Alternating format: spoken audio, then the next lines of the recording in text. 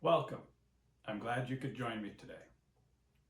I recently purchased a couple of electric cooling fans, these right here, and I'm not exactly thrilled with the type of connector that the cooling fans came with. At least not for my application anyway. So my plan is to remove these connectors and install a connector that is better suited for my application. And I thought I might bring you along and show you the process. So if you give me a moment, I will get my bench set up and I'll move the camera around and set up in a better position so you can see what's going on. I have my fans in front of me here, tools and components. I have already gone through the process of replacing the connector on one fan, and then I'll walk through how to replace it on this fan, how to replace the connector. I imagine some of you are asking why I'm replacing a perfectly good connector. It does what it's supposed to do, and that's keep the wires separated and provide a connection point for a mating connector. I don't keep the mating connectors on hand, and this connector is not sealed. So you can see, I can look right back into the back of the connector here. And that brass looking piece is part of the terminal that's also facing up front here. That's not beneficial for my application where I want to be able to seal out moisture and dirt. And that's what the purpose of these connectors are for. So this one is designed to seal against the wire, and then the mating connector, when it seats and is plugged in, it'll seal against that connector there. It'll seal against the face of that connector.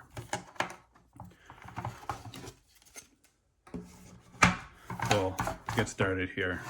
First thing I need to do is my wire cutter, and I need to cut this connector off.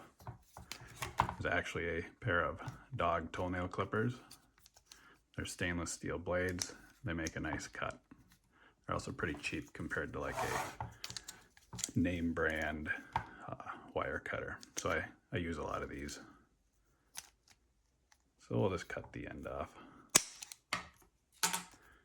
It makes a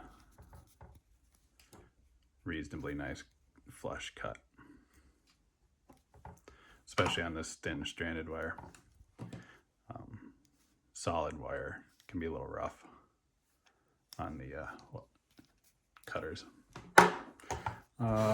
This also has some PVC sheath on it. I'll cut a little bit off of that, just maybe a 1/4 inch.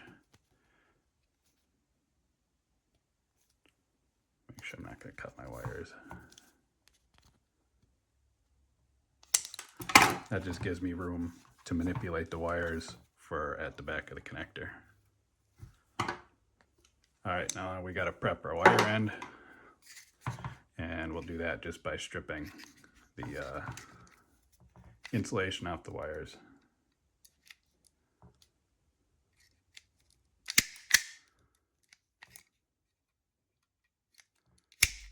I really like this type of wire stripper.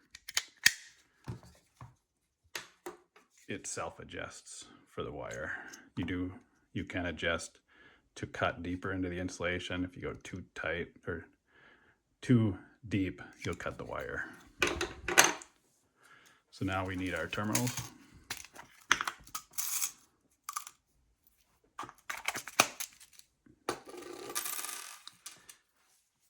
This is a terminal. That's the pin side. That is what the mating connector or mating terminal will go into, and then this is our wire insertion side. Now this style terminal does use a special crimper. You can occasionally find them on eBay or somebody maybe selling one, but it crimps with those 4 jaws coming together. So you position it into the crimper as so, and we squeeze the handle, and it doesn't release until you finish the crimp. And then it has indents. If I can get it to focus, but it's going to be hard. There we go. Indents all the way around.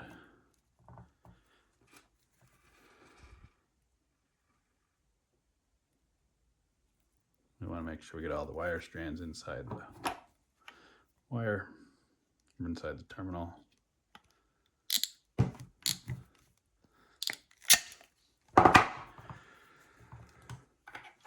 And then finally, well, two steps left. We insert our wire into the connector.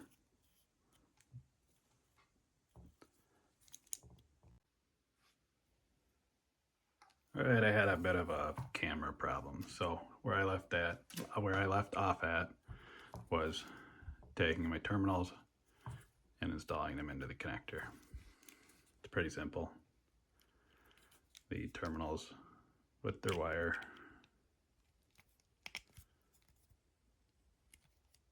go through the seal, and then they go inside the connector,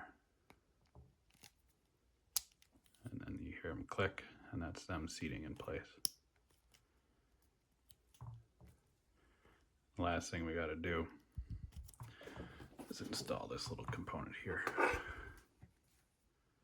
It's called a wedge lock, and that keeps, there's two tabs down there, keeps those tabs from being able to come loose or back away from the terminal.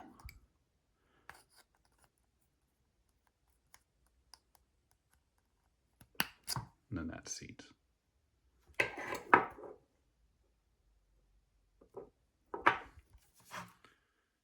And that is a completed connector. Well, that takes care of installing these new connectors on the cooling fans. If you have any questions or feedback, feel free to leave a comment. And if you'd like to see where these cooling fans end up being used, I will put up a follow-up video eventually. It is more mechanical fabrication based, but some of you might find it interesting to watch. Well, thanks for watching and take care.